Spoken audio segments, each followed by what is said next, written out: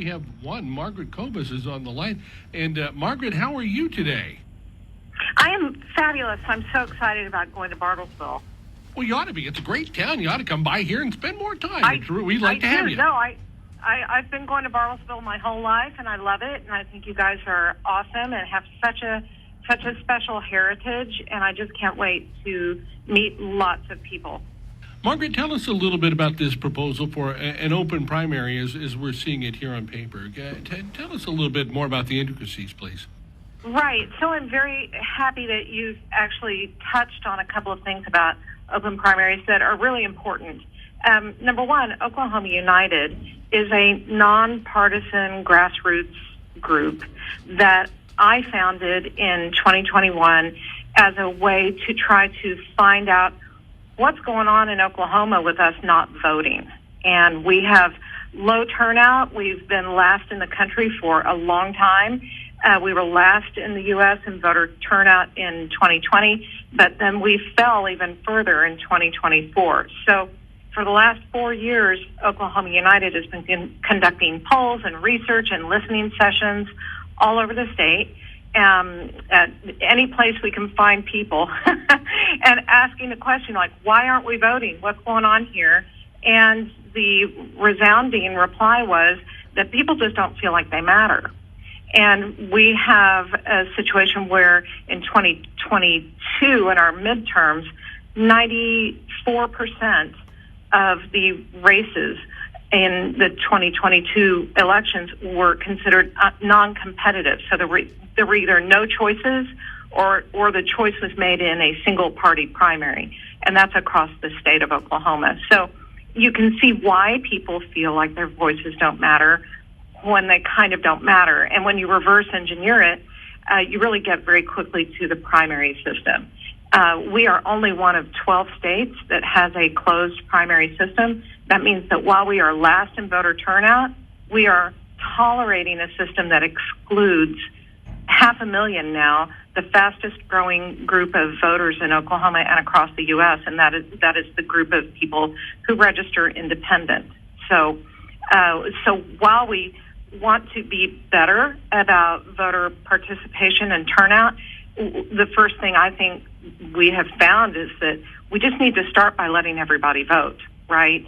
And that's just kind of common sense. We've got these people who are registered to vote, they want to vote, and we just need to start with that. So our research actually led us further, and that is that people in Oklahoma have been telling us not only do they want independents to be able to have a full right to vote in the elections that we are all paying for, by the way, but they also actually don't even want separate primaries anymore.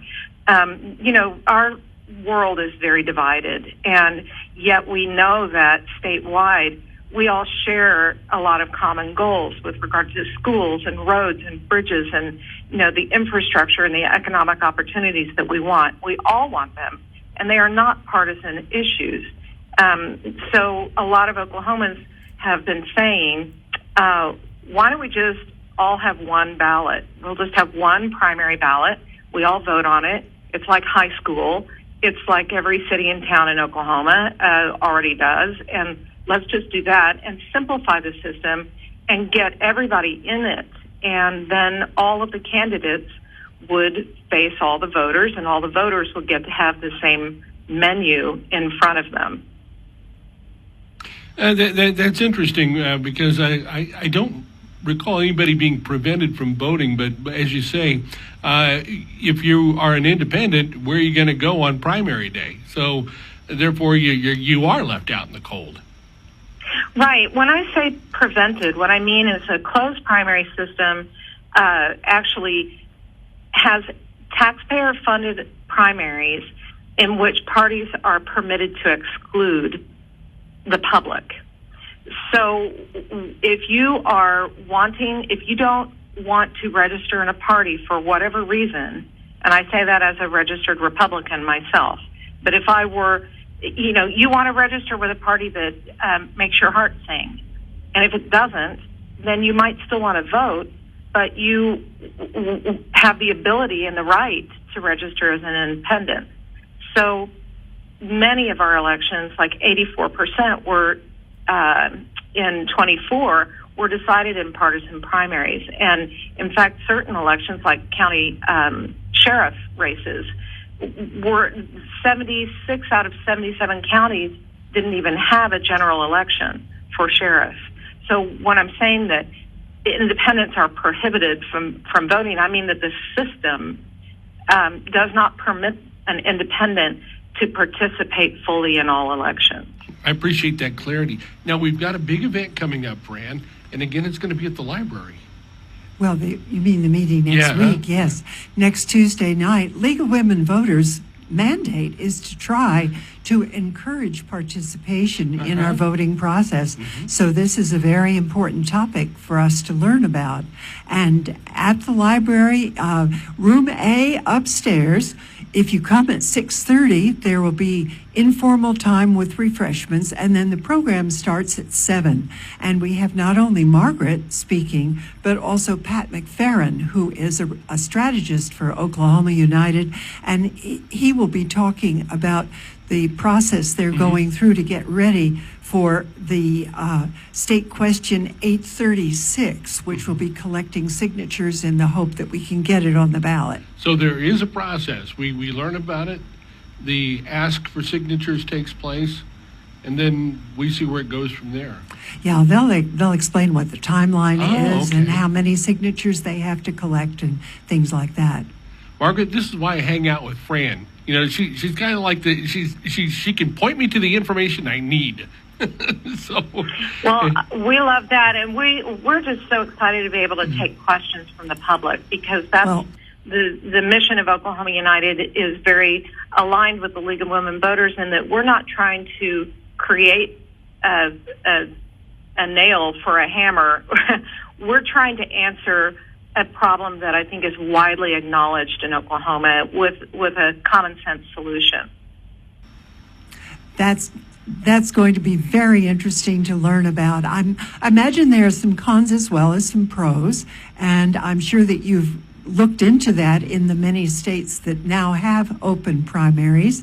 So we'll look forward to being informed about that, so that voters can make up their minds about whether they want to sign the petition, whether they want to see this take place in Oklahoma.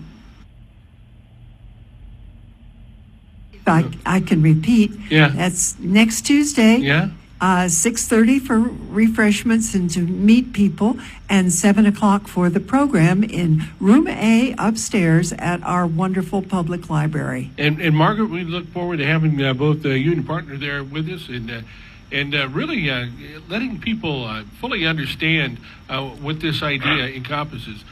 Like I told Fran, I lived in a state where they had the open primaries, and you know, it took a while for people to get used to it. But I guess whenever something changes, there's always that learning curve.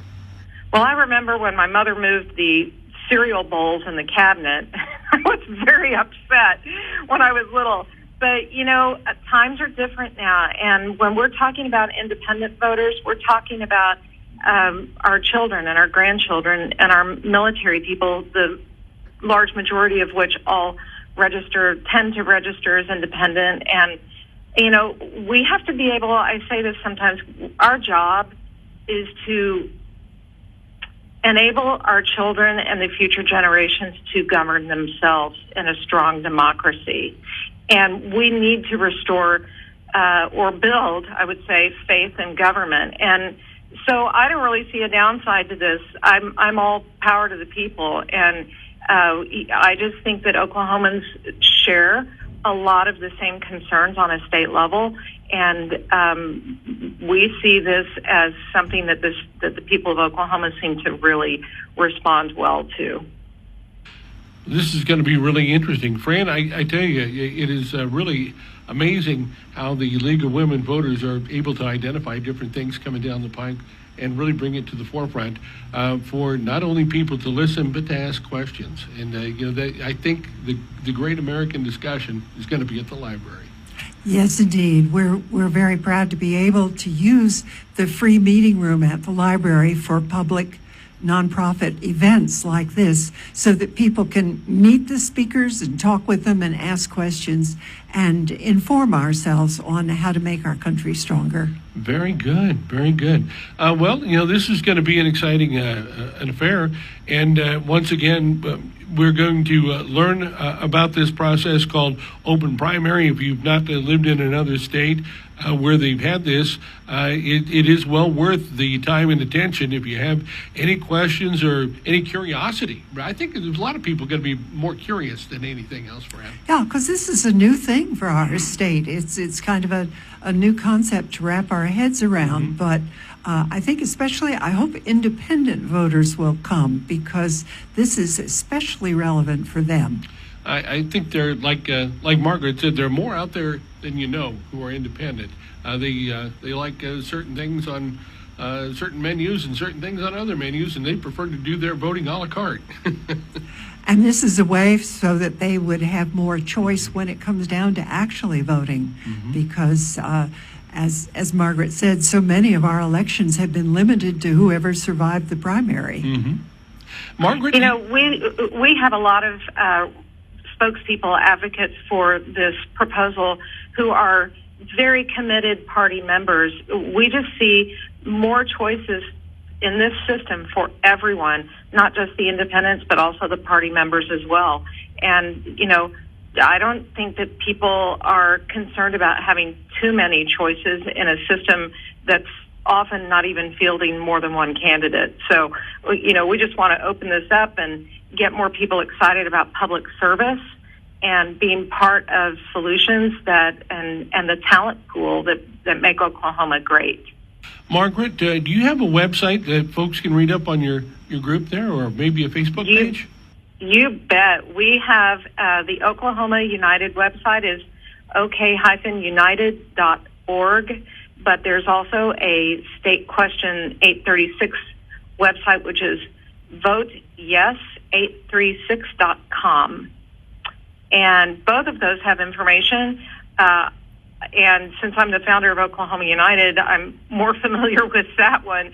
But lots of information about statistics of Oklahoma elections, how to open primaries work, and the differences between a closed and an open system. Very good. And Fran, once again, I'd like to ask you to repeat the meeting time and where folks can find out more information.